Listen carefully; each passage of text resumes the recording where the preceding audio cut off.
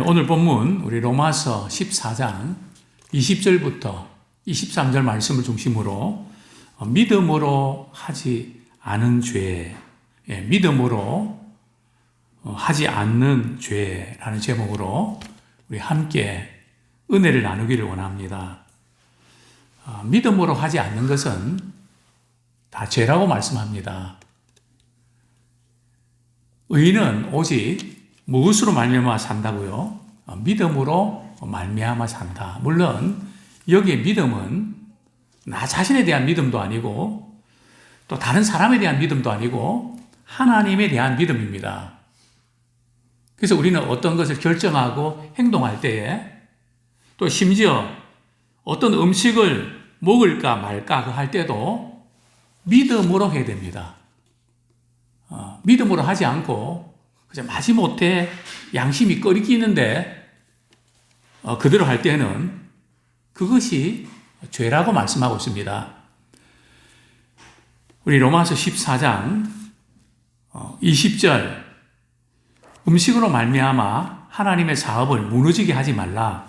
만물이 다 깨끗하되 거리낌으로 먹는 사람에게는 악한 것이라. 로마서 14장 20절에서 바울은 로마에 있는 성도들에게 음식 문제로 인해서 덕을 세우는데 방해하지 말라고 권면합니다. 먹는 문제로 인해서 교인들끼리 서로 마음 상하고 또 다투고 그렇게 하지 마라. 또 우리 어떤 전도에서 어떤 사업을 할 때도 우리가 이럴 수 있죠. 서로 입장들이 다 다르고 견해들은 다 다를 수 있는데 마음을 갈라지게 하는 일이라면 차라리 안 하는 것이 낫습니다. 기다리든지 물론 꼭 하나님께서 기뻐하신 일은 해야 되겠죠. 그러나 해도 되고 안 해도 되는 그런 일이라면 제일 중요한 것은 교회의 덕을 세우고 마음을 같이 하는 것이 중요합니다. 그래서 믿음이 강한 사람, 어떤 사람입니까? 오늘 로마서에 보면 14장에 보면 고기도 먹을 수 있는 사람. 그러면 고기 잘 먹는 사람은 다 믿음이 강한 사람입니까? 그건 아닙니다. 왜냐하면 당시에 로마에 있는 성도들은 두 부류가 있었는데요. 첫 번째 부류는 이방인들 가운데 예수를 믿게 된 이방인 신자들입니다. 이방인 신자들은 고기 먹는 것에 대해서 마음에 가책을 느낄까요? 안 느낄까요? 가책을 느끼지 않습니다. 왜냐하면 늘 고기를 먹는 일에 익숙했기 때문에 그것이 우상 숭배의 죄가 된다든지 이런 개념 자체가 그들은 별로 없거든요. 또 고기에 피가 묻었는지 안 묻었는지 고기에 피가 묻으면 죄거든요. 그래서 유대인들은 해부학이 발달돼서 왜냐하면 고기에 있는 피를 다 빼야 되기 때문에 근데 유대인들은 그런 걱정하지만 이방인들은 그런 걱정 안 합니다. 유대교에서 신자가 된 사람들은 과거에 내가 지켜왔던 습관이 있거든요. 관습과 전통이 있습니다. 그래서 그들은 고기 먹는다는 게 영 꺼림직합니다. 그래서 로마서 14장에서 믿음이 강한 사람은 이방인 신자입니다. 그들이 교회의 대부분을 차지하고 있었거든요. 또 믿음이 약한 사람은 고기 먹으면 안 되는데 왜 다른 사람은 고기를 먹지? 이것 때문에 마음이 걸리는 사람. 이 두 부류가 이제 교회 내에서 이제 갈등을 일으키게 되죠. 20절에서 바울은 다시 한번 권면합니다. 음식으로 말미암아 하나님의 사업을 무너지게 하지 마라. 여기 하나님의 사업은 하나님의 일이죠. 또 좁은 의미에서는 우리 성도들 한 사람 한 사람 그들을 이렇게 무너지게 하지 말고 거치게 하지 마라. 그래 거치게 하면 그 자체가 죄가 된다. 그러니까 우리 그리스도인들은 진리 문제 아닌다면은 아무개는 이것 때문에 잠깐 마음이 굉장히 예민하다. 사람마다 그게 다 있거든요. 어떤 사람은 돈 문제에 예민한 사람이 있고, 자녀 문제에 예민한 사람이 있고, 각자 다릅니다. 어떤 분은 또 냄새에 예민한 분도 있거든요. 뭐 그냥 넘어가면 되는데, 그 냄새 때문에 참지 못하는, 뭐 그런 분도 있죠. 본인에게는 그 절실하단 말이죠. 이제 이런저런 그 때문에 거치게 하지 마라. 조금 예민한 부분이 있으면은, 그건 피해가야지. 자꾸 건드리면은 마음이 상해진단 말이죠. 부부 관계도 그런 거 아닙니까? 또 부모와 자녀도 그렇지 않습니까? 우리가 이것을 파악을 해야 되거든요. 아무개는 어떨 때 되게 마음이 상해하는구나. 그렇다면 우리는 그 부분을 뭐 죄 문제가 아니고 진리 문제가 아닌 다음은 무너지게 하지 말라는 거죠. 또 성경은 말씀합니다. 만물이 다 깨끗하대. 만약에 제가 이 성경 번역 위원으로 들어갔더라면 이게 만물이라기보다는 모든 음식이 다 깨끗하대 이렇게 표현했더라면 쏙 들어왔을 텐데 만물이 다 깨끗하대. 그러니까 조금 거리감을 느낀단 말이에요. 뭔 만물이 다 깨끗하다는 거지? 이 의미는 모든 음식이 자체가 부정한 게 아니라는 거죠. 또 하나님이 주신 것을 감사하고 먹으면 된다는 거죠. 그래서 모든 음식이 다 깨끗해서 다 먹을 수 있는데, 근데 그걸 먹으면서 말이죠. 거리낌으로 먹는 사람은 악하다는 거죠. 자, 예를 들면, 제가 어렸을 때 개한테 한번 물린 적이 있어갖고, 저는 개고기는, 복신탕은 내가 죽어도 안 먹는다고 다짐을 했습니다. 사실 어떻게 보면 뭐 더 먹을 수도 있는데, 그죠? 왜 그런가 하면 어렸을 때 미친 개들이 많았거든요. 그래서 그걸 갖다 광견병이라고 그러죠. 개한테 물리면 미친 사람 된다는 그 소문이 있어서는 두려움이 있었습니다. 근데 이제 저희 우리 집사람 이렇게 금능인가요? 그 사가 가수원에 이제 할아버지 할머니 계신데 갔다가 아마 우리 집사람이 작전을 세웠는지 아마 다른 분이 작전을 세웠는지 모르지만 이제 개고기를 내놓으면서 돼지고기라고 했거든요. 근데 저는 이 고기 냄새는 잘 알거든요. 분명히 이는 돼지고기가 아닌데 그래 맛이 이상하다. 한 몇 점 먹고 나니까 그게 무슨 고기인지 아니 그러더라고요. 돼지고기 내매거든. 돼지고기 아니고 개고기야. 그 다음부터 말이죠. 먹는데 얼마나 양심이 꺼리끼는지 얼마나 불편한지 그럴 수 있다는 거죠. 자, 성경에 담배 피지 말라는 성경 본문 있나요? 없죠? 왜냐면 그 당시엔 담배가 없었던 모양입니다. 그런데 어떤 사람이 나는 담배 피는 것은 신앙생활 하는데 굴뚝에 연기를 내는 것 같아서 나 안 좋다 하고 이렇게 안 폈는데 선배의 그 신앙인이 말이죠. 야, 나도 교회 다니고 믿음 생활하는데 뭐 그런 것 가지고 마음에 거리낌을 갖냐? 기분 나쁠 때는 한번 피우면 기분이 좋아져. 너도 한번 피워봐. 그러니까 이 선배가 말이죠. 무슨 이야기하는 게 거절을 못하고 한 대 빠는 순간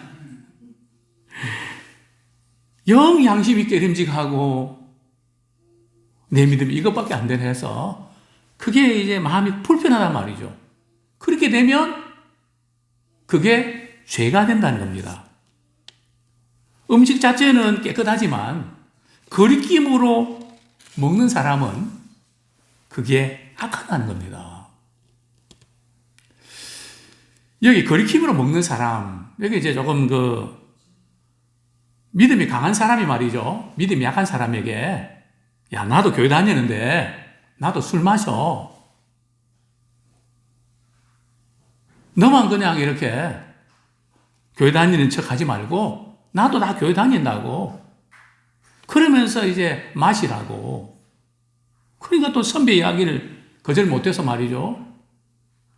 또 마셨단 말이죠.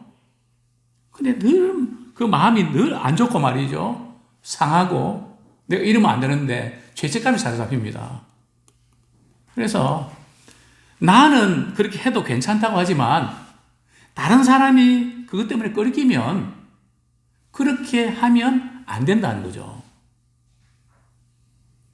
만약에 우리가 어떤 직분자가 말이죠. 뭐 새벽 기도회나 저녁 기도회나 수요 기도회나 금요 기도회에 이렇게 나와야 되는데 평신도가 말이죠. 수요에 기도회, 금요 기도회 나오셨다가 뭐 직분자도 이 교회는 안 나오는데 뭐 나도 나갈 필요가 뭐 있나. 이렇게 되면 직분자가 직분을 잘 감당하지 못하기 때문에 실족기 하는 거거든요. 그러면 그것도 결국은 죄하는 겁니다. 그러니까 직분자는 그것을 의식하면서 잘해야 됩니다. 나 한 사람 때문에 아무개 집사님, 아무개 권사님, 아무개 장로님 나도 저런 거 본받아야지. 영향을 끼쳐야지. 잘 믿음 생활 하려고 하는 사람이 그냥 직분을 받은 분들이 믿음 생활 제대로 못하는 모습을 보고 나도 뭐 그럴 필요가 뭐 있나. 이런 쪽으로 한다면 직분을 감당하지 못한 사람도 죄를 짓는 것이고 그것 때문에 내 영적 성장을 위해서 예배드리고 기도하는 그것을 포기하는 사람도 죄를 짓는 겁니다. 양쪽 다 넘어지게 되는 거죠. 특별히 바울은 진리 이외의 문제에 있어서 교회의 덕을 세우는 것을 굉장히 강조합니다. 그래서 어떻게 해야 되나 한 가지 제안을 하는데요. 중요한 제안을 하는데 21절 말씀 같이 한번 읽겠습니다. 시작.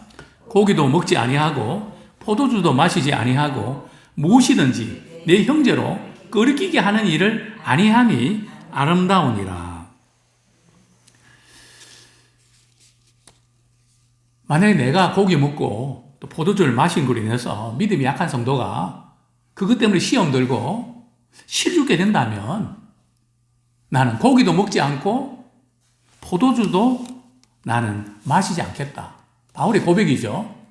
또 성도들에게 그렇게 권면합니다. 먹는 것 마시는 것이 다른 사람에게 거리낌을 준다면 그렇게 하지 않는 것이 아름다운 것이다. 내 신앙의 자유로 얼마든지 그렇게 할 수 있지만 그걸 바라보는 성도들 가운데 한 사람이 그렇게 한다면 시험 든다면 그렇게 하면 안 된다는 거죠. 제가 이전에 저기 장성벽에 있는 어떤 교회에 주일학교 이렇게 지휘를 했던 적이 있습니다. 금요일까지 이렇게 공부를 하고 그때는 토요일까지 있었죠. 공부하고 이제 돌아와서 교회로 가면 식사 때가 시간이 딱 걸립니다. 그러면 버스에 딱 내려서 그게 한 3층, 지하에서부터 한 3층 건물쯤으로 기억이 되는데요. 거기 중국집에서 짜장면 하나를 먹고 이제 교회로 갑니다. 그런데 그 들어가는 입구에는 호프집이라고 써 있습니다. 그리고 지하가 중국집이거든요. 그래서 제가 이제 그 지하에 가서 짜장면 한 그릇 시켜 먹고 교회 갔는데 우리 아이들이 찬양대 연습을 안 하려고 자기들끼리 수근수근거린 겁니다. 그 다음날 주일날 아침에 주일학교 예배 시간에도 애들이 뭐 별로 나를 이렇게 따르지 않고 마음이 떠나 있습니다. 그때 그 주일학교 전도사님이 저를 부르시더라고요. 김 선생님, 어제 토요일 날 혹시 무슨 일이 있었습니까? 아이들이 김 선생님이 이렇게 호프집에 들어가는 걸 봤다고. 그래서 우리는 그 호프를 맥주를 마시는 선생님한테 우리는 지휘를 또 이렇게 찬양을 할 수 없습니다. 이렇게 말하는데 어떻게 됐습니까? 그래서 제가 자초지종을 말씀드렸죠. 그 시간 제가 배가 고파서 지하에 있는 중국 식당에 들어갔는데 그 간판이 호프집에 있으니까 아이들은 호프집으로 들어간 줄 알고, 그래서 저는 지금까지 호프집이 써 있는 그런 데는 그 트라우마가 있어서 들어갔는데 이렇게 신경을 씁니다. 왜냐면 그게 아이들한테는 걸렸거든요. 그럴 수 있다는 거죠. 그래서 누가 이게 양심이 끓이기고 믿음의 안에서 실족이 되면 그걸 안 하는 것이 좋다. 자, 그 다음에 22절 말씀. 그러면 남들을 위한다고 하면서 자기 믿음이 흔들리면 되나? 하나님 그 부분을 다루고 있는데요. 22절 말씀 같이 읽겠습니다. 시작. 내게 있는 믿음을 하나님 앞에서 스스로 가지고 있으라. 자기가 옳다 하는 바로 자기를 정죄하지 아니하는 자는 복이 있도다. 내게 있는 믿음을 하나님 앞에서 스스로 가지고 있으라. 이 믿음은 내가 옳은 대로 하는 것이 아닙니다. 믿음은 하나님의 방식대로 하는 것입니다.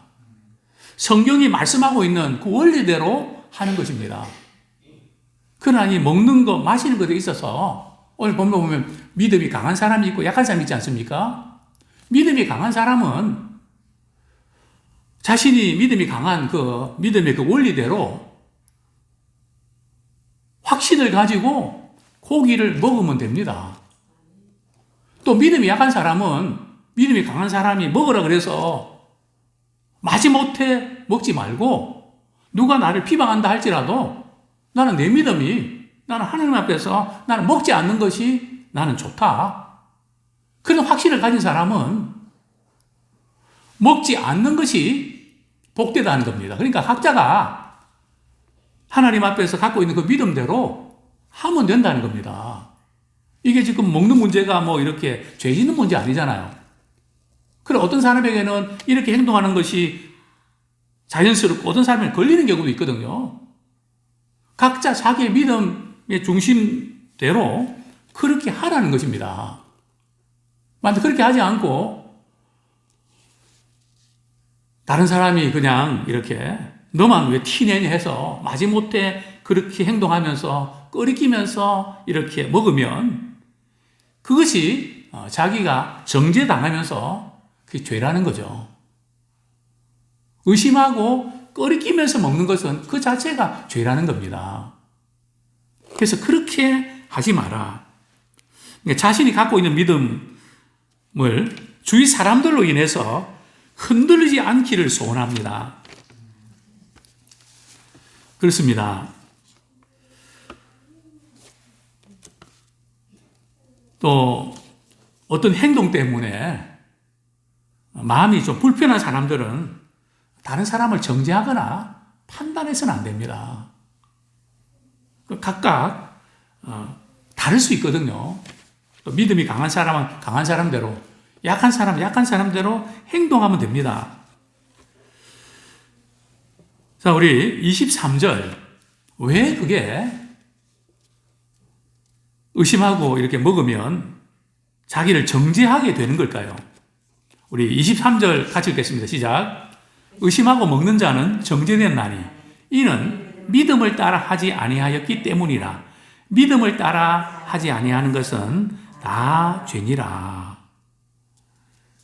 그러니까 우리 어떤 일을 할 때에, 어떤 걸 결정할 때에 옳고 그런 것에 대한 확신 없이 우리 어떤 행동을 하는 것은 대단히 조심해야 됩니다. 그래서 우리가 옳고 그런 확신이 서지 않거든 우리 기도하면서 좀 기다릴 필요가 있습니다. 그런 어떤 믿음의 확신 없이 막 주위 상황에 이렇게 휘둘리면 나중에 이제 후회를 하게 되죠. 의심하거나 꺼리기만 하는 모든 것은 믿음으로 하지 않기 때문에 죄입니다.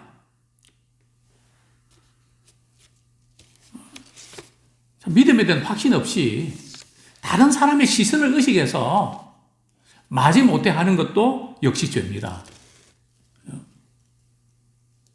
물론 우리가 어떤 점에서는 또 이렇게 공동체의 질서를 위해서 그렇게 우리 할 수 있는, 그렇게 해야 되는 경우도 있습니다. 그러나 그것이 자기 양심에 거리끼고요, 죄책감을 느낄 만큼 그렇게 하면 안 된다는 겁니다. 그렇습니다. 우리는 믿음 연약한 성도들에게 이렇게 하라고 우리가 강요를 하면 안 됩니다. 그분이 갖고 있는 믿음의 분량대로 때로는 기다려주고 때로는 참아주고 또 품어줘야 됩니다. 왜냐하면 1년 내내 말이죠, 말씀 읽고 기도하고 주님을 가까이 하는 분하고 주일에 한번 이렇게 와서 예배드리고 이런 분들, 우리의 영적인 이해나 또 신앙의 어떤 연륜이나 이런 게 다르지 않습니까? 그렇기 때문에 우리의 기준에 맞추지 말고 그들이 잘 따라올 수 있도록 그들을 세우고 격려하고 붙들어주는 그런 우리가 되기 원합니다. 양심이 꺼리끼는데도 하나님 앞에서 그런 행동을 하는 것은 우리 하지 말아야 됩니다. 이런 거 있잖아요. 하긴 해야 되는데 영 깨림직한 거 있죠. 그것은 하지 말아야 됩니다. 저도 이렇게 생활하면서 어떤 그분의 입장과 또 그분 체면 때문에 이건 아닌데 하면서 그냥 참아주고 기다려주고, 근데 그건 영 아닌데 나중에 이렇게 되돌아보면 내 양심도 꺼리끼고 결국은 문제가 생기는 것을 보게 됩니다. 그래서 우리는 어떤 결정을 할 때에 나의 옳은 행동이 다른 사람에게 넘어지게 한다면 우리는 양보할 줄 알아야 됩니다. 물론 그 진리 문제에서는 그럴 수 없죠. 그것 때문에 걸리게 한다면 그렇게 하면 안 되죠. 또 우리는 남을 위한다고 하면서 자기 믿음이 흔들리면 안 됩니다. 자기 믿음은 확실히 붙잡고 또 하나님 주신 믿음의 양심대로 그렇게 행동하면 됩니다. 물론 다른 사람에게 이렇게 좋지 않은 영향을 끼칠 때는 우리의 자유도 때로는 제한할 필요가 있습니다. 그러나 개인이 뭔가 결정되고 이럴 때는 우리가 믿음의 중심대로 해야 됩니다. 이 균형을 잘 지키는 지혜로운 성도가 되기를 축원합니다.